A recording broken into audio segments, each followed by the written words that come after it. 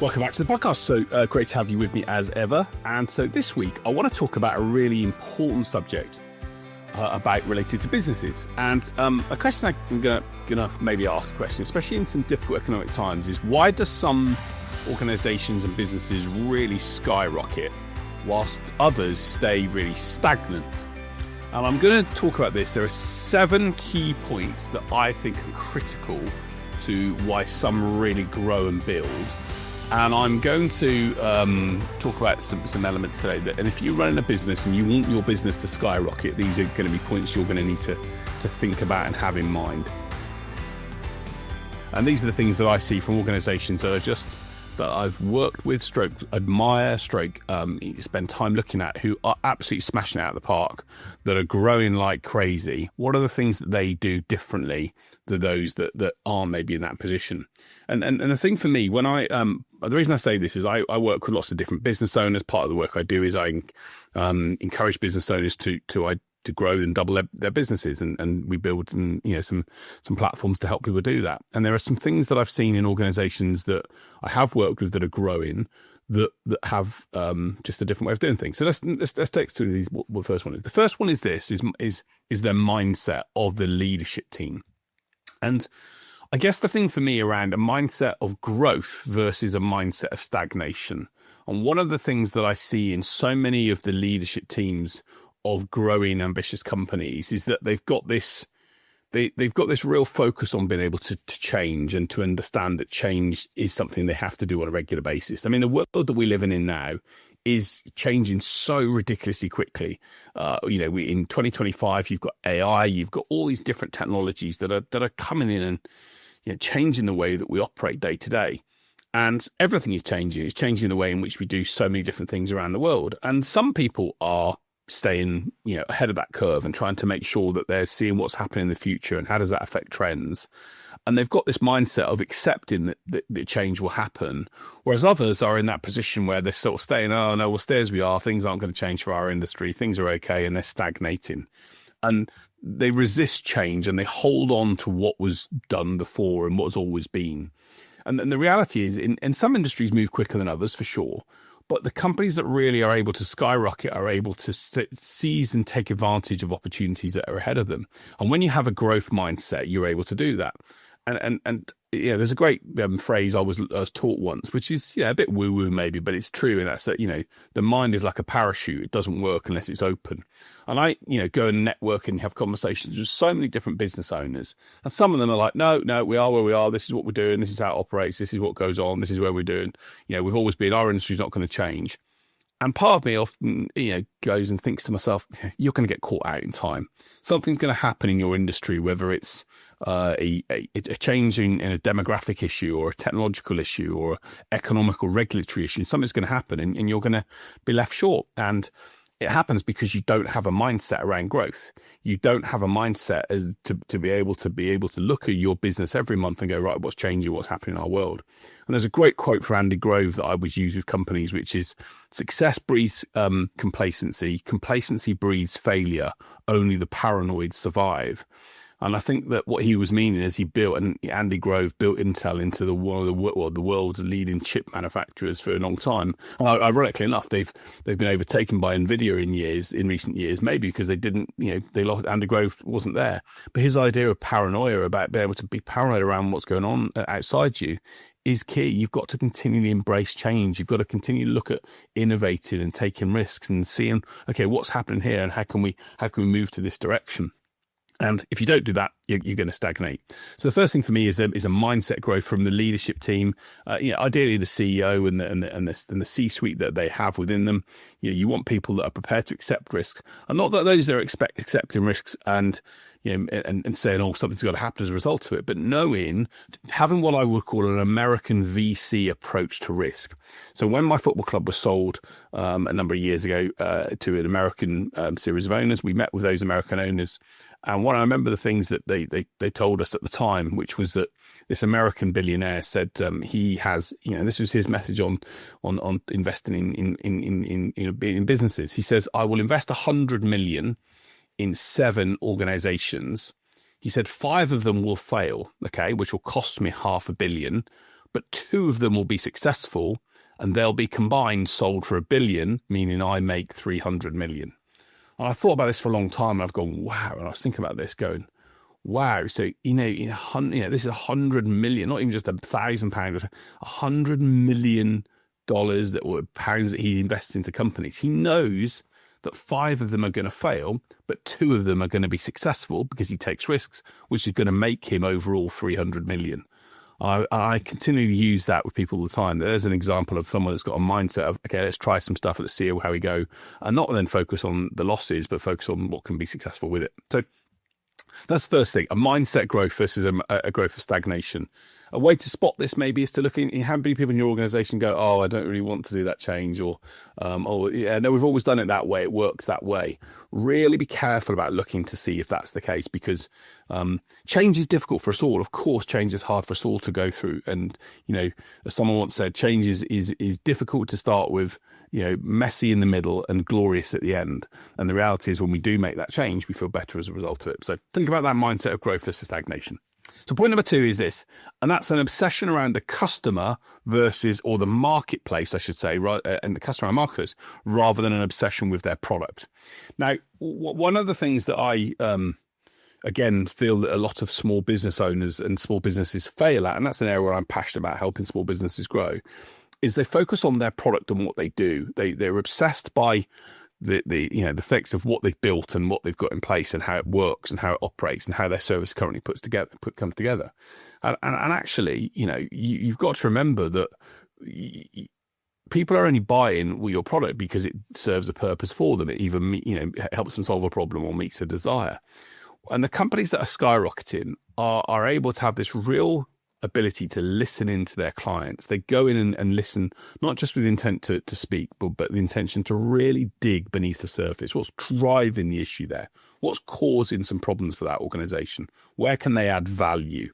And they're obsessed about making sure those customers are happy. And I'm going to be honest with you, that's how I operate in my business. I'm obsessed about making sure my customers and the people I work with are happy. I try and probe beneath the surface. How are they feeling? How comfortable are they around what's going on?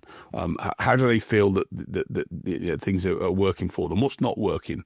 I'm paranoid, quoting the Andy Grove phrase around how they're feeling about what we do. Because if they're feeling great and happy, they're going to refer me and recommend me. But B, I want to deliver the results so that we can achieve goals and activities for them.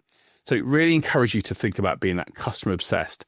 And the companies that are obsessed, about their own product or their own service, or look internally rather than look at what the market does, I think are ones that generally fail, because they're focused on the ins and outs of what they do rather than what's going on in the market. And we have to really, be able to forget. And again, in some cases, I use the really good example of this is Adobe. So a number of years ago, Adobe, and there's a great, I think it's in the Harvard Business Review, they did a study. And if you remember years ago, and I'm old enough to remember this, but 15, 20 years ago, Adobe used to be this software system that you'd have on your PC. It was a desktop piece of software.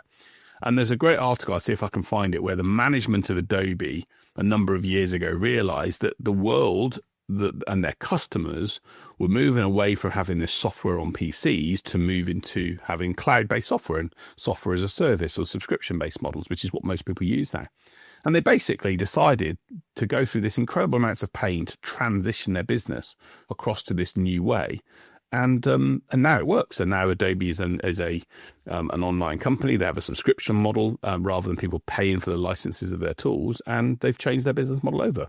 And they had an obsession with the customer and the marketplace rather than what their product was. Their product was the leader in the space. They could have stayed as they are, but the chances are they would have stayed as they are, and then they would have potentially lost out. And organizations, the world is full of organizations that stayed as they are and kept their product as they were, but then lost, business as a result of it. So a customer obsession, market obsession, what's going on in the market, what's changing, what's dynamics are operating versus what they do themselves, I think is a good big factor for that.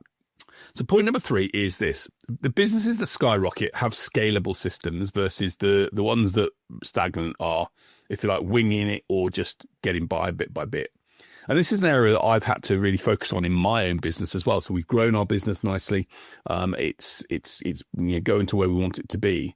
But I'm very much aware that I, as a business leader and owner, I'm very much, I'm a yellow, so I'm an influence-based person. Process and structure is sometimes hard for me.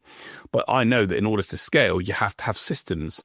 You have to build engines in the way in which you operate to make sure that people can come in and know how to do things on a day-to-day basis and processes. And one of my clients, who's a brilliantly good example of a business that does this, they're a software business based in Somerset, doing incredibly well. I've worked with a team for a little while now.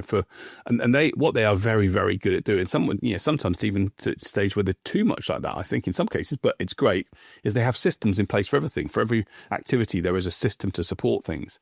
And there's always a balance between being too over-systemized versus having a bit of creative influence and inspiration.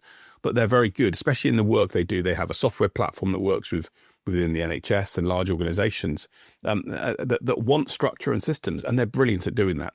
So high growth businesses build repeatable systems that enable them to scale. It enables them to bring people in and then say, follow this process.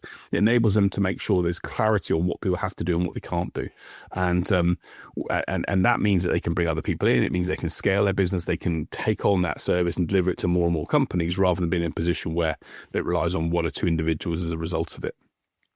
So, a good example, to think about that is if your business is too reliant on one or two individuals, you will struggle to grow beyond a certain point.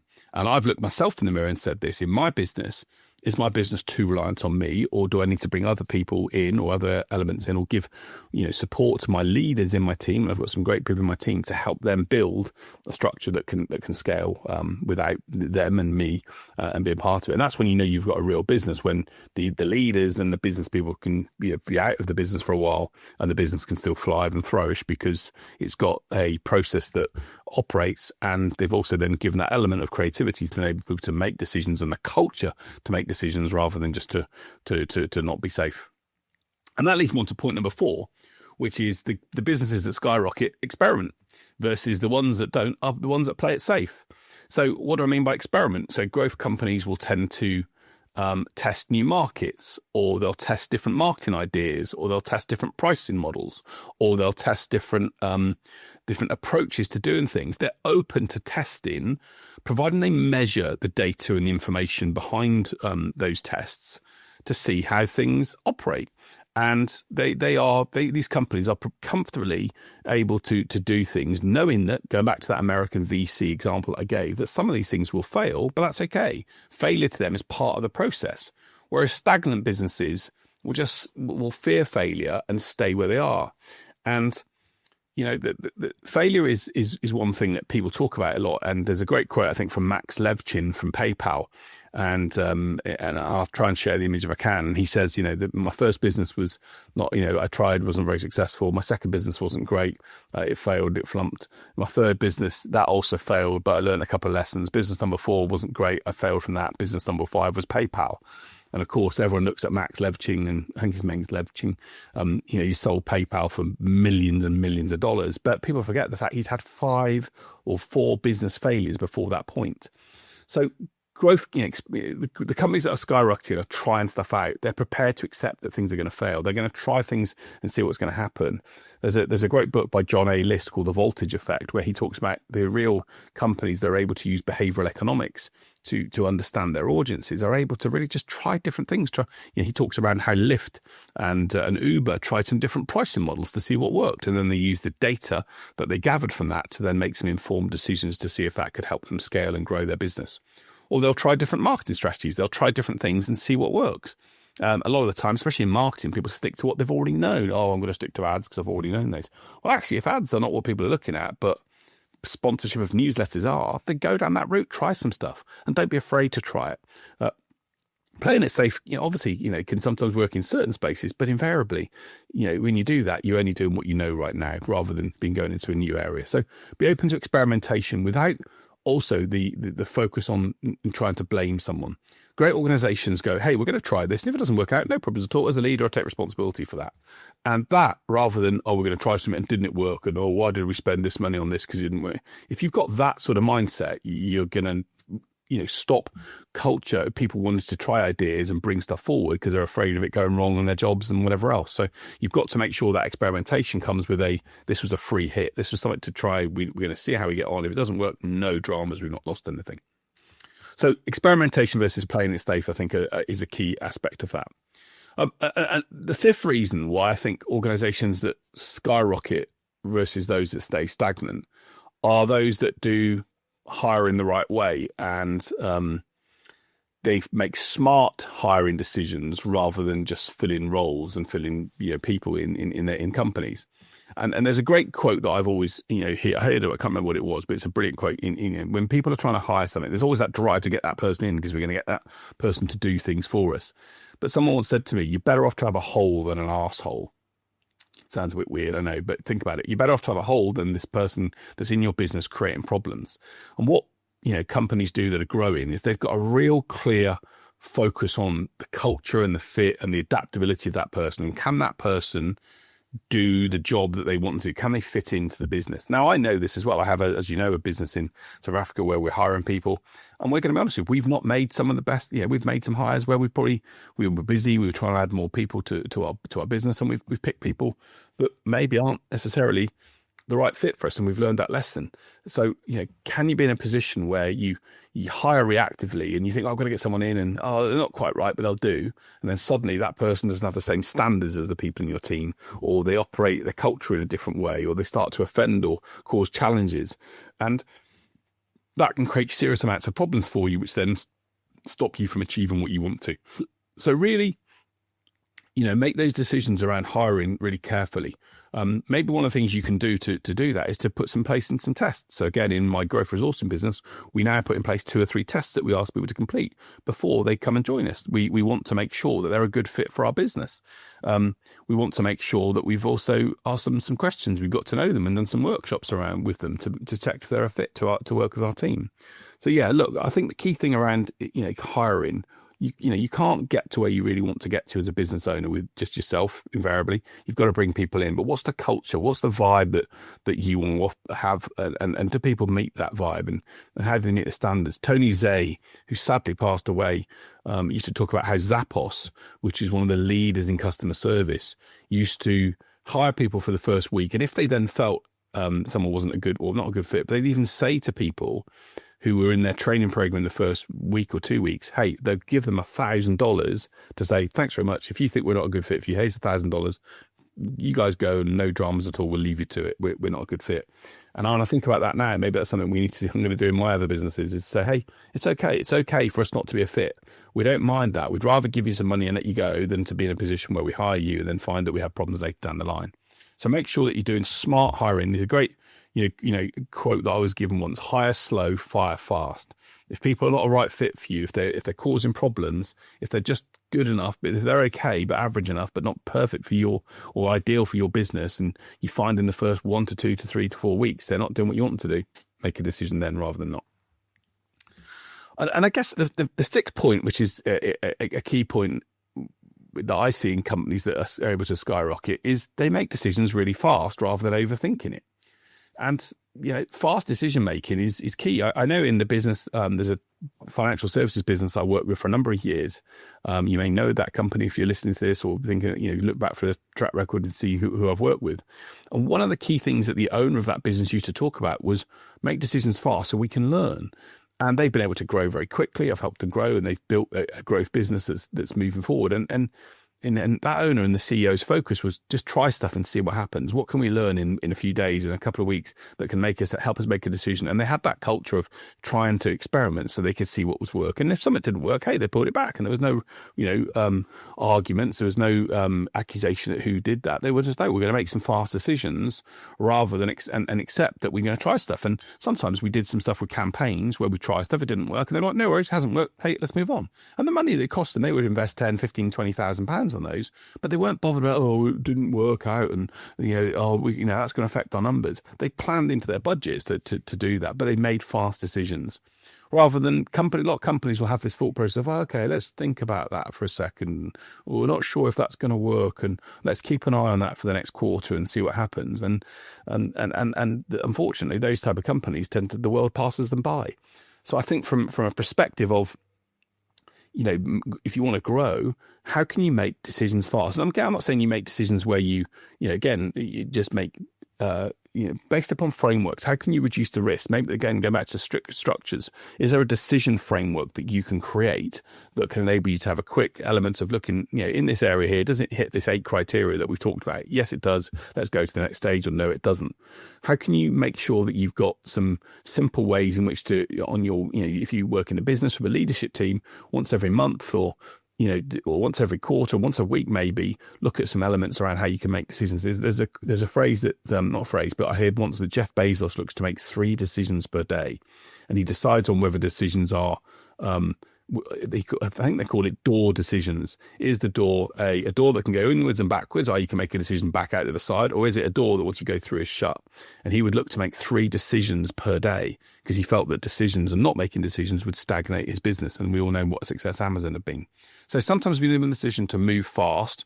Yes, you're going to make mistakes when that happens. Yes, you're going to have issues. Yes, you're going to have challenges. But moving fast rather than being stagnant is a key thing for that. And then my final point around the companies that are skyrocketing are those that have a sales engine. And you might think, oh, you would say that, James, because it's a podcast. No, but I'm just being honest. I'm talking to a couple of companies at the moment that want to double their revenue. And I'm going, okay, what structures have you got in place? And they don't have any. They don't have any structures around how they approach things. They don't have any much structure around the engagement with the clients they've got. They've got to where they've got to a little bit organically through a bit of trial and error, but there's no engine built for it. Whereas the companies that are absolutely scaling and growing at the park have built a framework, they've built a system, they know that system works because they trial it, and they adapt it on a regular basis, and then they bring people in to go and implement to work alongside that system, and that system helps them then scale and do things on a regular basis to get to the numbers that they want to.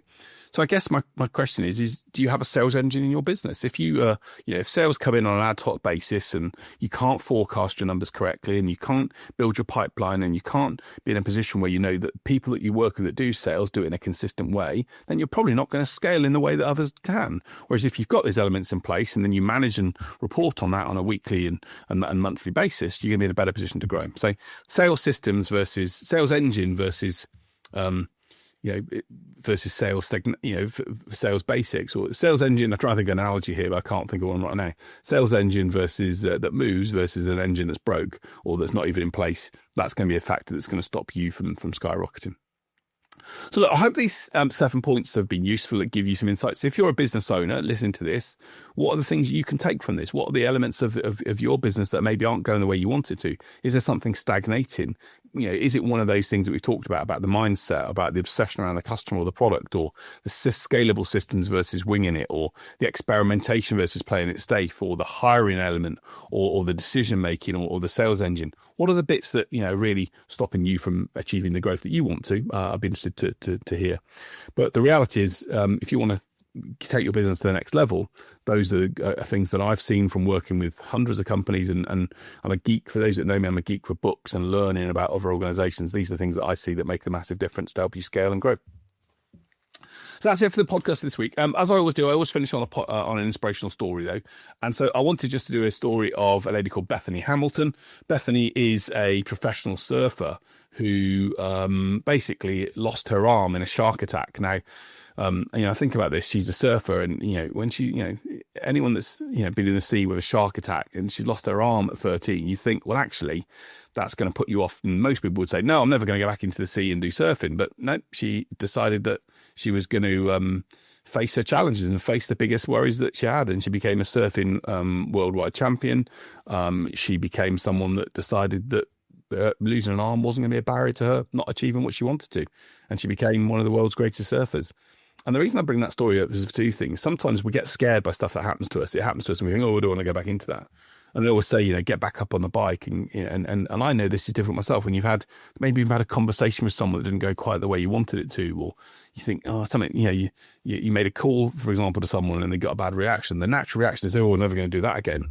Whereas actually what Bethany shows us as inspiration for us is we need to go back in again, take on the challenge, just become better at it, and face those fears. And she did. And she's a world surfing champion as a result of it. So that's the podcast inspirational story for this week. Hope Bethany Hamilton's case can have a look, can inspire you. Have a look at her, search for her up. Incredible lady. I think it's inspired me to keep on facing those difficult moments whenever they happen.